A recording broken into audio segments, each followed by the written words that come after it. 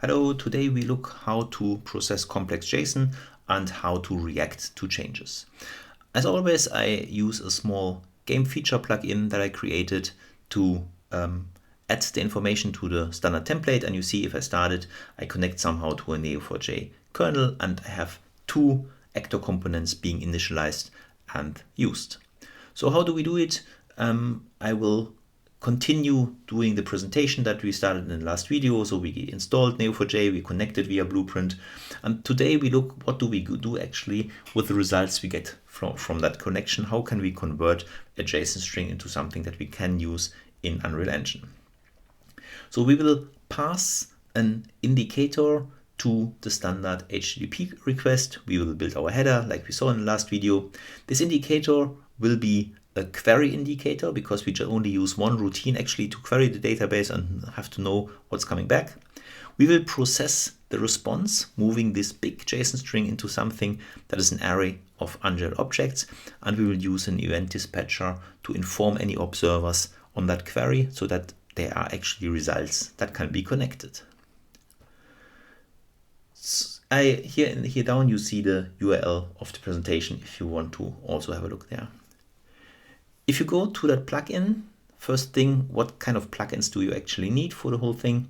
Yeah, first of all, of course, we need the game features because everything you can add, do it in the game feature, that's easier. You need the JSON plugins, that's JSON Blueprint utilities. And last thing, you need the request plugin, that's the HTTP Blueprint to request anything from an API. These are all standard plugins that you find in Unreal Engine 5. something. Then we have the game feature, this BI Cloud Inventory, that is the one that I created. And that's actually all to know. If you want to use it, just copy the game feature into your own project. You can use it immediately. What we do is we have two actor components that are used, that are registered with the main actor. That's the third person character here. And to register them, we just use the game feature, the game feature configuration file, and just add the two components here. Both are server components, not client components. And last thing to do, you have to go, that's the only change that we have to do. We have to go in third person on begin play and have to register the game framework component manager and this add receiver so that in the future it actually can receive anything that comes from a game feature. If I disconnect here, you see nothing happens here. So this automatic registration will not happen. But if I have this receiver added and again compile and run, you will see, yeah, they are registered and in use. That's actually all you have to do with the standard template that you get from Unreal Engine. Everything else will happen in the game feature. So let's have a look what we have to do here. Looking at the actor components, we have two of them. One connecting to Neo4J and the other one will host our inventory at one point. And here we have what we saw in the presentation. We query the graph DB. We have a query parameter that we pass on.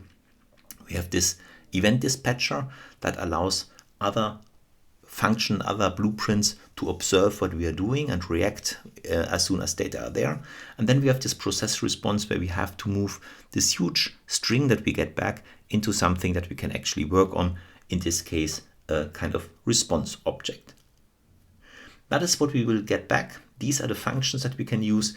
And here we have these response objects that we use to somehow convert a string into Unreal objects. We have a kind of outer object that has just a row, an array of inner objects, and we have an error map that we will use.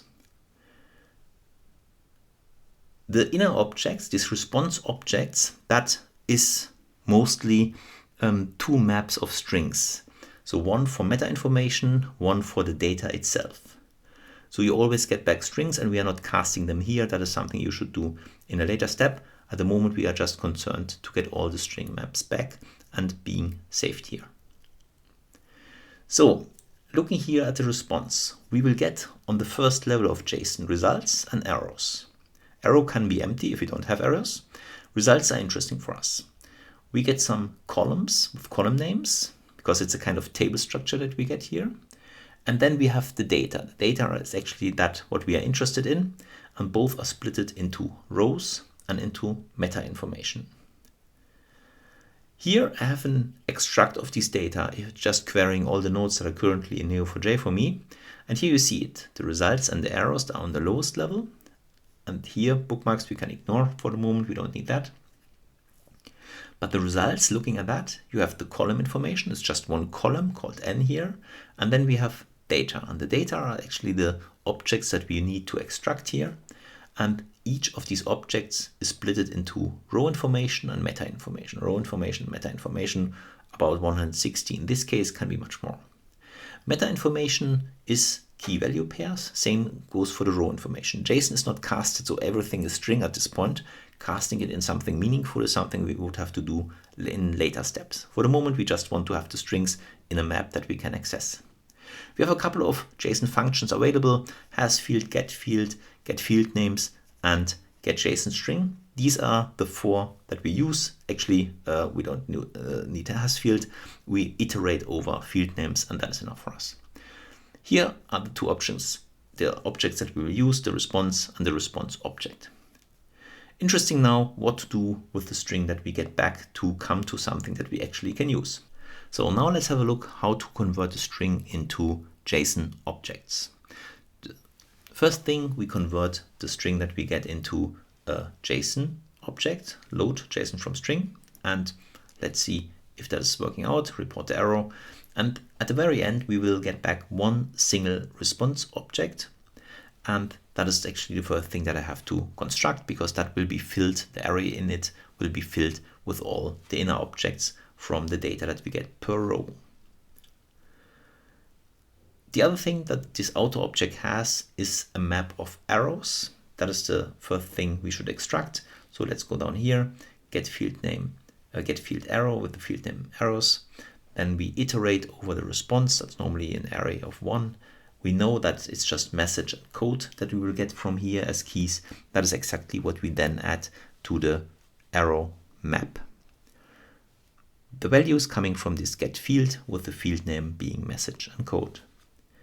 So let's have a look here. Everything green is actually the extract of all the objects within the JSON array that we get here. One thing that we have is these columns. The columns are essentially labels that we can use for more simple responses. And here and there we need them, like for example getting the database info. For more complex ones, we're actually not using it, but for simple ones you need them to extract it. So looking at this here, the columns is a parallel structure here. Then we get the data with row and metadata. And what we exactly want, our core information, is this row that we have to extract with many objects in it. So let's start constructing this inner response object that will host two maps, two string maps. One is meta and one is the row itself. So let's get the field row, get all the field names that are in it, because in this case we don't know what's coming there.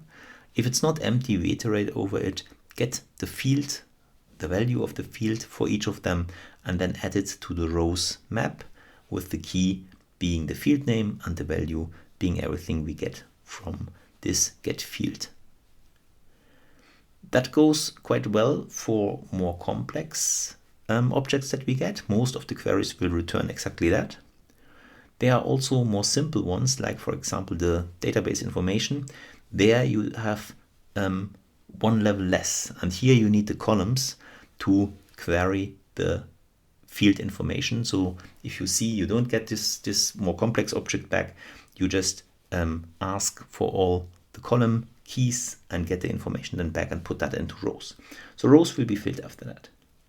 We do the very same with the meta information, not always filled, but same thing. We query it, we get the field names, and we iterate over the field names and query for each field the JSON object to get a value and add it again into a string map. The whole thing is then added to this array, so this response object will host an array of these inner objects and will give that back to the calling function. This is an example using it. We use it now from the other actor component. We need a reference to this actor component that we have to store at the beginning. Then we call a routine. In this case, we just call the routine check database, check DB. And same time, we bind an event to this event dispatcher, because we will be informed if this event dispatcher gets some information, and then we will pass back that information, that response object, and continue. As we also pass this query here, we can make sure that we can filter what we get here, because a lot of functions will bind to this event dispatcher, but we have to make sure to only react if it's actually for us as a query and not anything else.